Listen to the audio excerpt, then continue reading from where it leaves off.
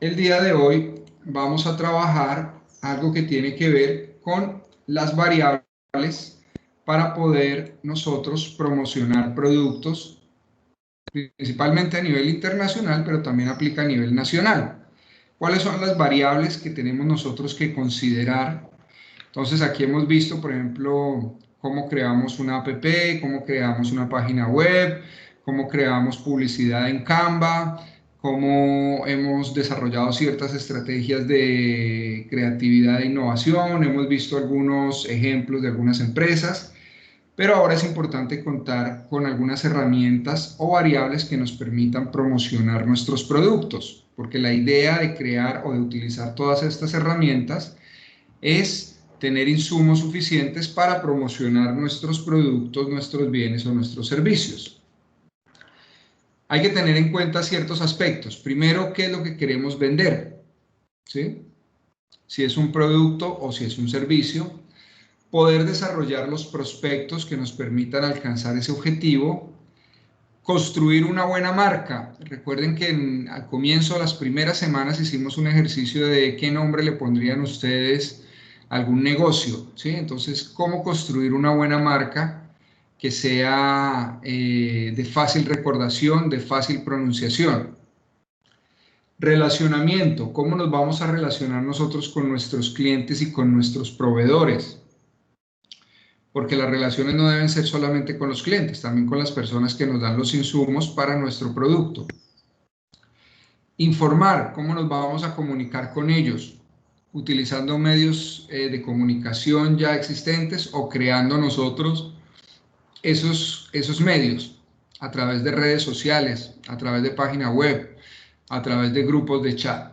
Y por último, crear comunidad. Crear comunidad es algo que se está... Perdón, ¿alguien iba a decir algo? Crear comunidad tiene que ver con generar grupos de interés o afines a algo en particular. Por ejemplo, una comunidad de, qué sé yo, de fanáticos de las camionetas 4x4. Entonces crean un grupo de los jeeps, de los carros 4x4 o fanáticos de las bebidas energizantes. Entonces se crea un grupo de personas que toman bebidas como Red Bull o de personas que tienen afín bebidas, qué sé yo, como Herbalife o ciertos productos en particular. Y se empieza a crear y a generar una comunidad. Entonces para esto hay que considerar ciertas variables. La primera variable tiene que ver con el análisis de dónde nos encontramos nosotros, ¿sí? Existen herramientas que nos permiten analizar dónde estamos. La principal es la que ustedes conocen, que se llama FODA o DOFA, debilidades, amenazas, oportunidades y fortalezas. En Colombia le decimos FODA, no me acuerdo en Ecuador si le dicen FODA o DAFO. Pero es la pequeña matriz que nos permite saber la situación de nosotros en un determinado momento. Entonces ustedes quieren promocionar ciertos productos, tienen las herramientas, pero tienen que conocerse. ¿Cuáles son sus fortalezas, sus debilidades, sus oportunidades y sus amenazas?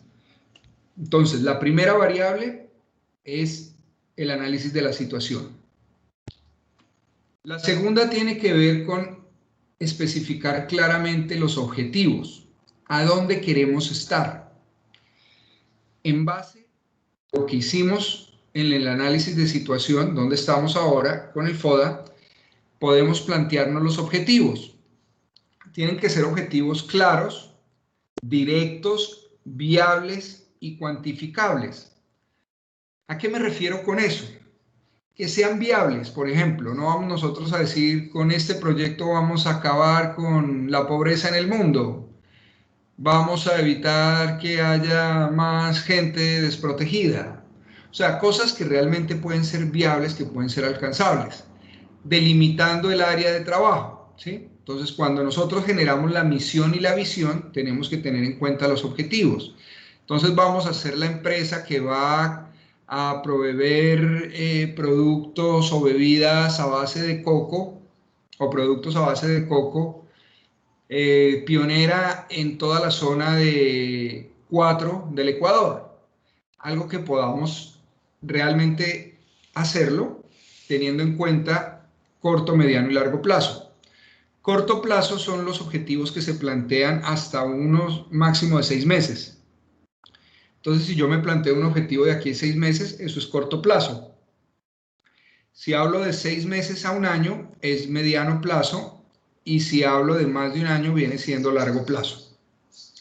Entonces, claros, deben ser unos objetivos cortos, claros, directos, desarrollar, emplear, generar, analizar, revisar, construir, que sean viables y que sean cuantificables. Entonces, primer paso, análisis de la situación actual. Segundo, a dónde quiero llegar en base a los objetivos. Tercero, generar una estrategia. Si yo ya me conozco, si sé a dónde quiero ir, entonces tengo que mirar cómo lo voy a hacer, qué metodología voy a utilizar, qué canales, qué medios necesito, qué recursos, cuál va a ser el apoyo que yo tenga y cuál va a ser la línea de financiamiento. Antes de continuar, si en algún momento ustedes dejan de ver la diapositiva o no me escuchan, por favor me escriben por el chat o me avisan, porque hay veces que se congela la imagen y no avanzan las diapositivas. Entonces estábamos en el punto 3. Ya identificamos el primero, cómo somos, quiénes somos. Segundo, objetivos, a dónde quiero ir. Tercero, la estrategia, cómo llego ahí. Y el cuarto es la táctica. La táctica va de la mano con la estrategia. ¿Qué herramientas utilizo yo para poder implementar la estrategia? Pueden ser herramientas digitales, como lo hemos trabajado nosotros muchísimas veces en esta asignatura, a través de una página web, a través de una aplicación móvil, a través de código QR, o pueden ser estrategias convencionales, a través de publicidad en radio, en televisión, en periódicos, en revistas físicas. Va a ser una táctica directa. Es decir, yo voy a dar a conocer mi producto de forma directa o de forma indirecta, es decir, creando expectativa. Esto ocurre mucho a veces con las bebidas, ¿sí? Entonces no le dan a usted el nombre, pero le dicen, empiezan a dar una información o comerciales de que pronto llegará algo que te cambiará la vida y no sabemos qué es. Y así pasa una semana, 2 semanas, ya dentro de poco un nuevo integrante a sus familias llegará. Y al final le dicen, bueno, es un producto. Puede ser una táctica sucia, en otros países se conoce como táctica negra, que quiere decir no es ética y obviamente no es recomendable, simplemente se las expongo porque existe. Son tácticas en las cuales nosotros atacamos directamente a la competencia. Por ejemplo, Coca-Cola empieza a hacer publicidad atacando a Pepsi, ¿sí? Mostrando sus debilidades. Entonces se llama sucia o se llama negra porque no es lo correcto.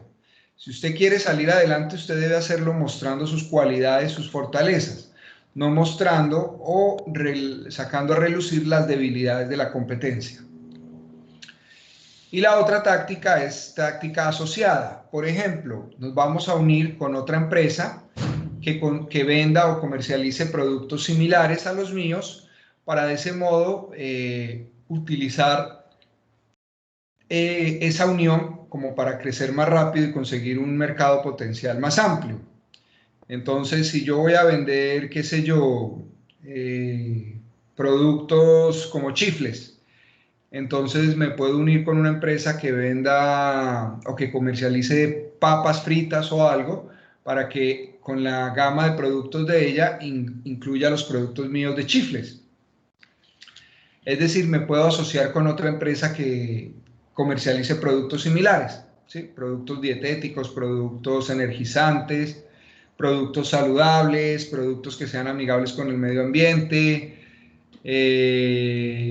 bueno, ese tipo de cosas por el estilo. Quinto, ¿qué acciones, qué planes de acción son necesarios para yo poder implementar esa estrategia? Yo tengo una estrategia de comercializar chifle en Rusia. ¿Qué acciones voy a tomar? Entonces voy a ir a ProExport, al Ministerio de Comercio, voy a ir a la academia, a alguna universidad, voy a ir a un instituto, de pronto voy a mirar si en el Ecuador hay una asociación o una cooperativa de exportadores de chifles. Entonces, ¿qué pasos, qué acciones voy a tomar yo que me permitan en algún momento cumplir con el objetivo que tenía planeado? Sexto, el control. ¿Cómo voy a gestionar yo el proceso estratégico? ¿Voy a estar yo al frente de eso? Es decir, ustedes se van a encargar directamente a manejar las redes sociales, a ser los gerentes, a ser los distribuidores, a ser los que comercializan. ¿Quién va a manejar eso? ¿O van a utilizar intermediarios? Es decir, voy a poner a otra persona que se encargue de ayudarme a expandir mi proceso de exportación o de comercialización, o si quiero ir, digamos, a vender ese producto en otro país. Existen distintos tipos de jerarquías. Uno es un grupo vertical, es el que comúnmente utilizamos, por ejemplo, en Latinoamérica, en Ecuador, donde hay un jefe y él es el que toma las decisiones y el resto de empleados cumple esas disposiciones. En Europa, hoy en día se utiliza mucho lo que son los grupos horizontales, es decir, donde en teoría no hay un solo jefe, sino que todos tienen el mismo nivel jerárquico y entre todos toman las decisiones. ¿Esto por qué hubo este cambio en el paradigma? Porque se dieron cuenta en Europa que muchas veces, digamos, la persona que está en territorio, el empleado raso, el que ejecuta las obras, empieza a conocer mucho más el negocio y a tener ideas más creativas e innovadoras que de pronto el jefe, al no estar directamente involucrado en el terreno, no las puede conocer. Entonces, es importante generar los grupos horizontales, donde se le escucha a todas las personas, a todos los involucrados, y todos puedan de algún modo compartir y tomar las decisiones. Por último, tenemos lo que es el outsourcing. El outsourcing es cuando yo delego totalmente las funciones en una empresa especializada.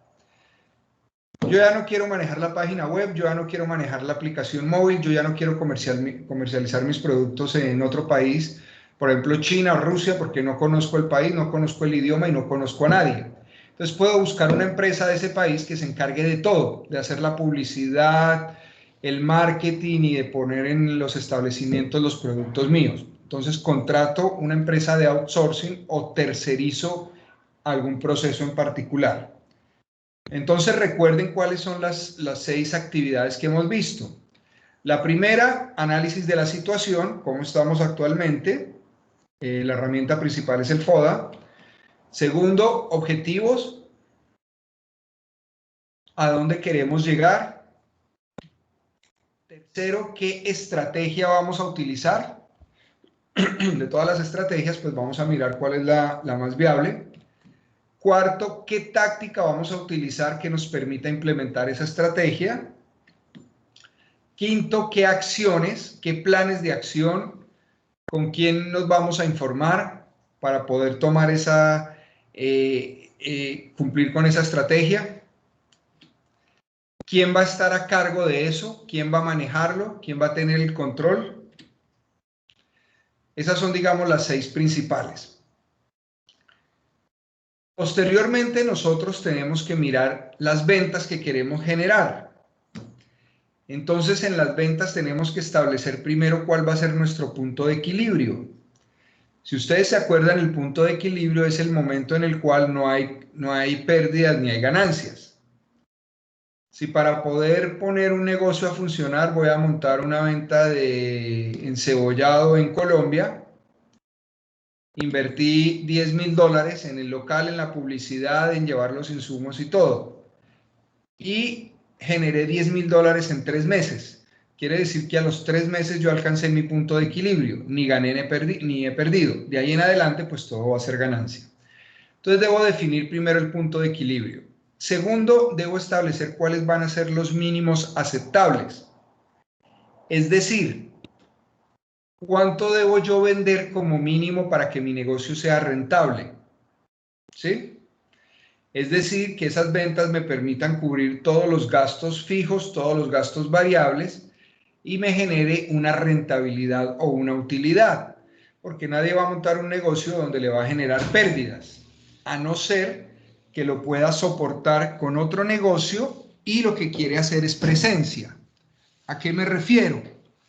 Por ejemplo, qué sé yo, digamos, en Bahía, en el shopping de Bahía tienen el restaurante de las hamburguesas Carl's. Probablemente, y esto es un ejemplo, no quiere decir que sea realidad, pero probablemente tener un puesto como el de hamburguesas Carl's Jr. en Bahía de Caracas pueda que no sea muy rentable. No sé, voy a poner una cifra, digamos que los gastos de alquiler, de personal, de insumos, de servicios al mes son $2.000 y el negocio produce en ventas 1.500, 1.800. Quiere decir que hay un desfase de $2.000, no está siendo rentable. Lo normal sería cerrarlo o quitarlo, pero de pronto este local de Carl's Jr. puede sostenerse porque hay más locales en todo el país que generan muchos ingresos y le ayudan a él a sostenerse con la finalidad de que haga presencia y que las personas conozcan esas hamburguesas y evitar que llegue otra competencia. Entonces, evitar que llegue McDonald's o que llegue otro tipo de negocio de hamburguesas. Entonces, al tener un soporte de los otros locales, pues bueno, podemos tenerlo ahí, así no genere pérdidas. Pero son casos, digamos, casos excepcionales. Establecer el periodo de adaptación. Uy, me quedó mal escrito periodo, perdón. Establecer periodo de adaptación y conocimiento del entorno. Es decir, ¿cuántos meses voy a estar yo dando a conocer mi producto, haciendo promociones que posiblemente me generen pérdidas, con tal de que las personas conozcan, se adapten y puedan, digamos, empezar a consumirlo? Si yo les digo, y bueno, digamos que es un caso también particular que sucedió en Bahía de Caracas, no sé si todavía existe el local en el shopping donde venden crepes y creo que vendían waffles también. Entonces digamos que el mercado del Cantón Sucre San Vicente no es muy dado a este tipo de productos, por ejemplo a los crepes o a los waffles.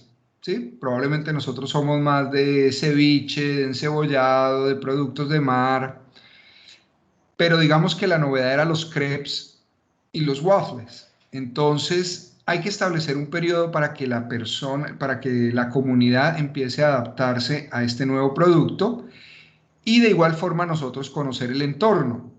Digamos que esto es un poco más detallado cuando es en mercados internacionales distintos a los propios, por ejemplo en cultura o en tradición. Entonces vamos a vender chifles en Medio Oriente, en China, en Rusia. Pues tenemos que establecer un periodo para que ellos se adapten a este tipo de producto y conocer el entorno, cómo es el manejo de estos productos a nivel cultural y a nivel social en esos países.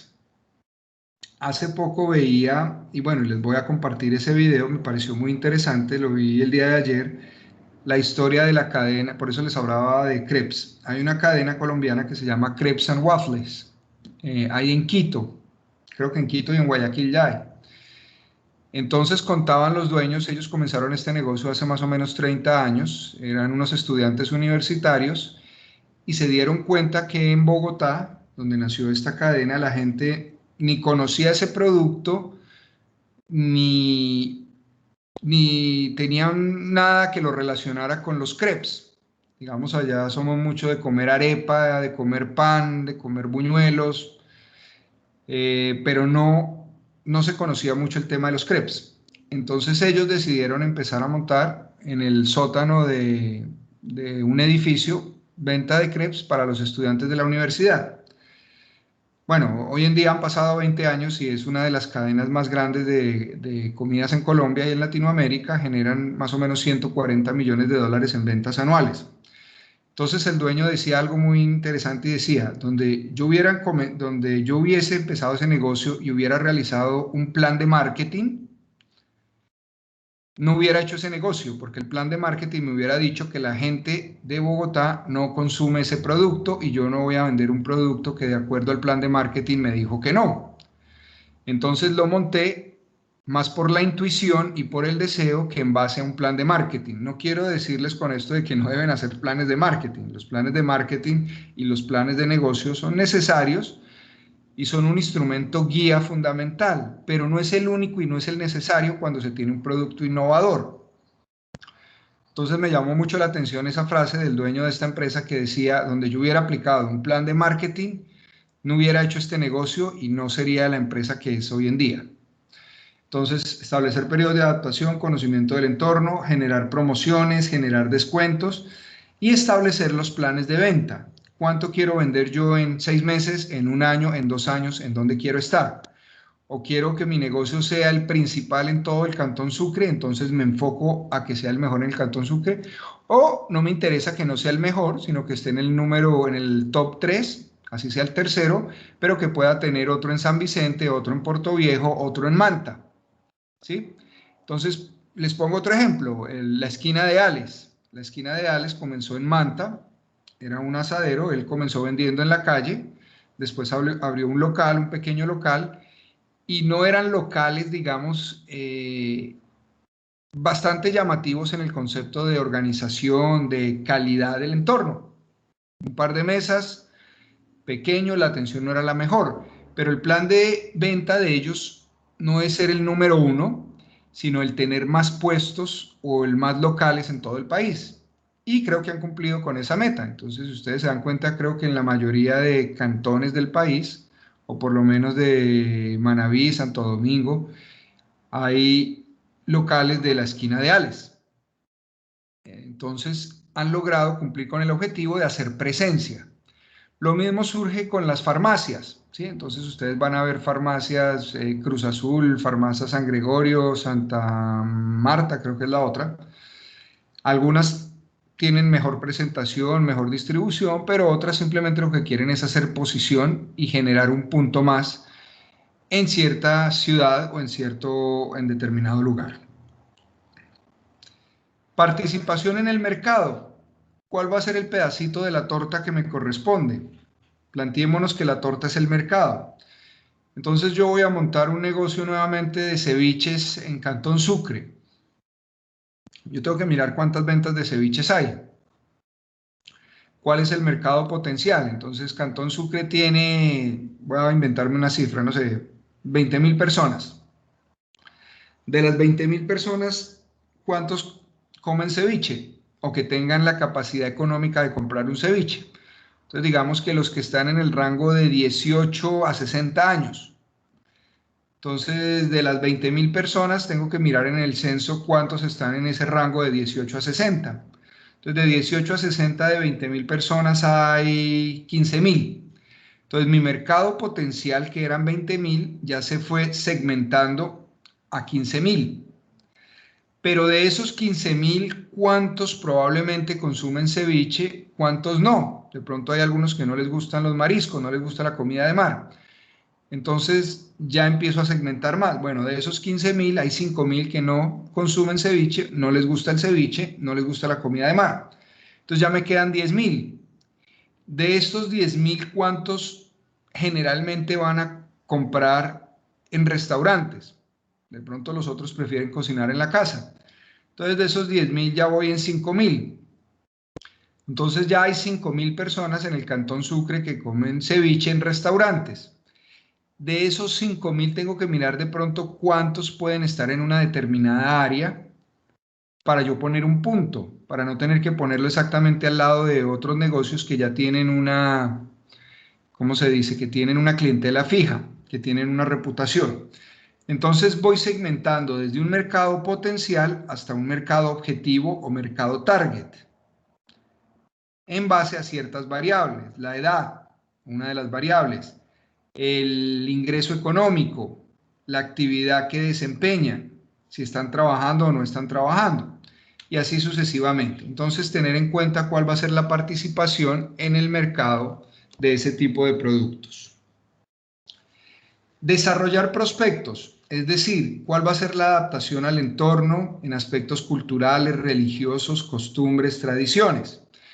Por ejemplo, KFC. Ustedes van a KFC en Bahía de Caracas y ustedes van a ver que les venden un plato de pollo con arroz y menestra.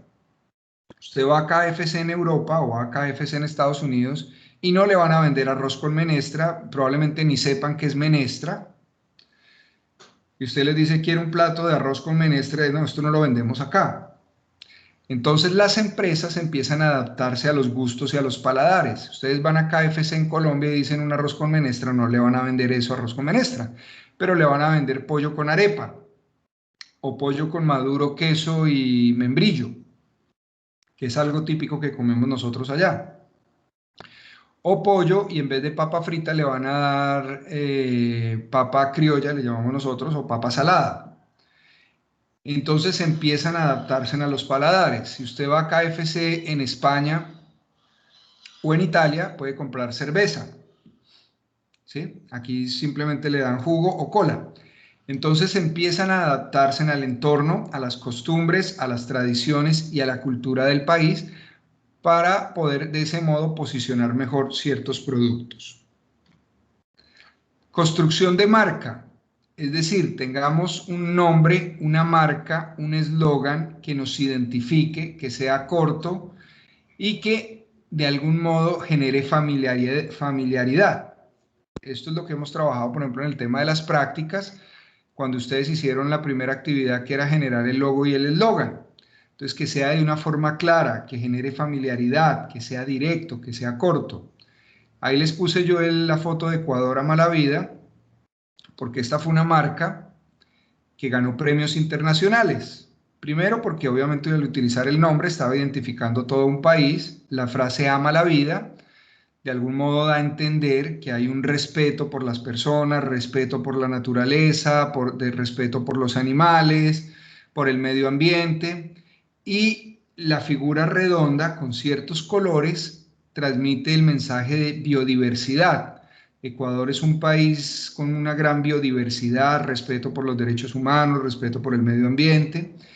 Y esa imagen ganó premios y ustedes la podían ver ubicada pues, en varias vallas publicitarias y en los edificios públicos. En muchos edificios del gobierno pues aparecía o todavía hoy en día aparece esa figura redonda. Entonces es una marca clara, genera familiaridad, directa y corta. No sé si alguna vez les conté el caso, por ejemplo, de Juan Valdez. Juan Valdez es una empresa colombiana de café. Me imagino que ustedes la han visto, la han escuchado. Y también es una franquicia de tiendas de café.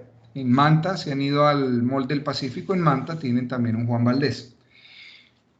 El nombre de Juan Valdez es un nombre ficticio, es un nombre creado. En la década de los 50, de los 60, Colombia quería exportar café a Estados Unidos.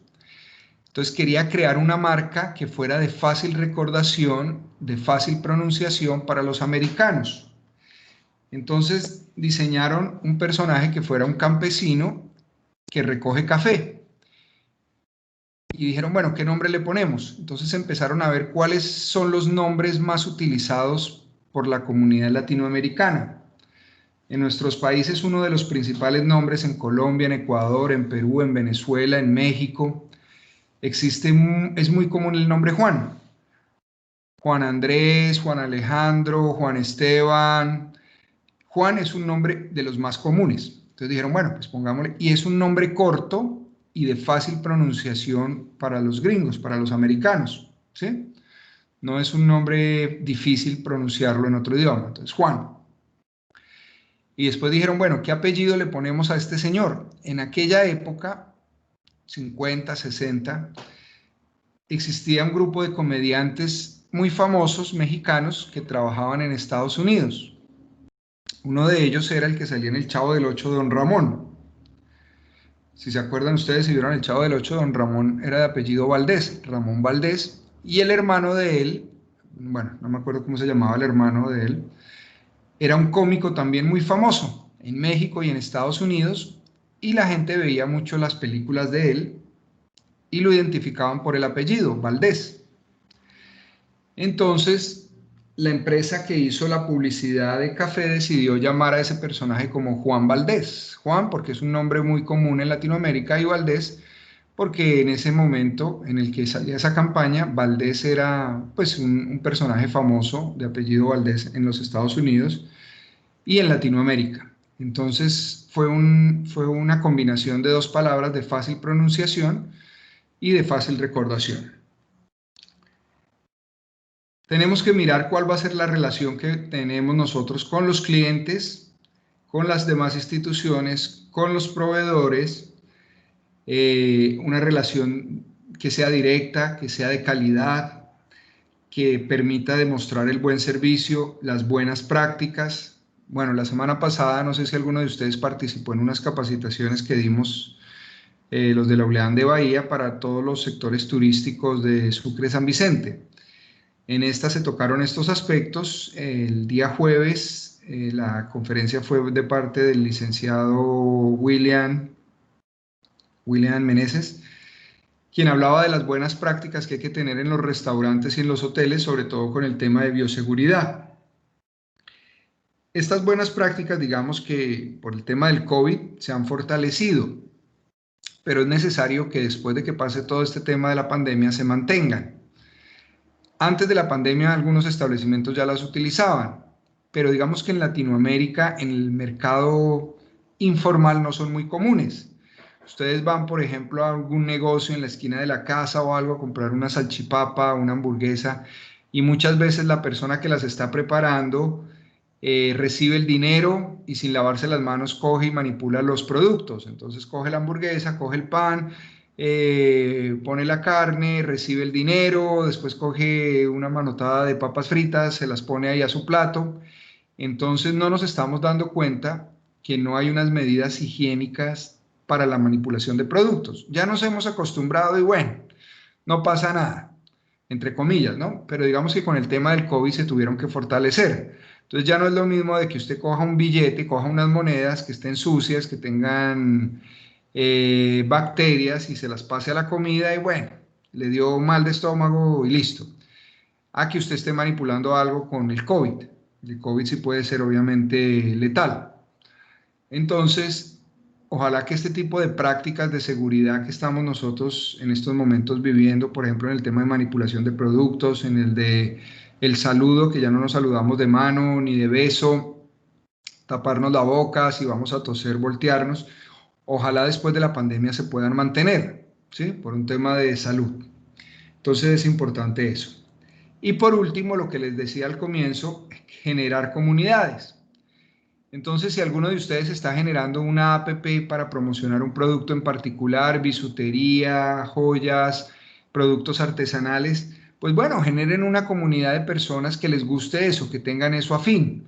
Si vamos a crear una app de un equipo de fútbol, del Emelec, de la Capira, del Barcelona, bueno, entonces vamos a generar un grupo de fans, de amigos y que a través de esta plataforma podamos contactarnos, intercambiar información y, ¿por qué no?, realizar, digamos, algún encuentro periódico.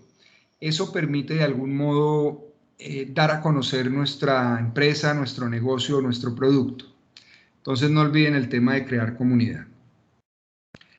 ¿Hasta ahí alguna pregunta, muchachos? ¿Se entendió más o menos lo que quería comunicarles el día de hoy? ¿Dudas, inquietudes?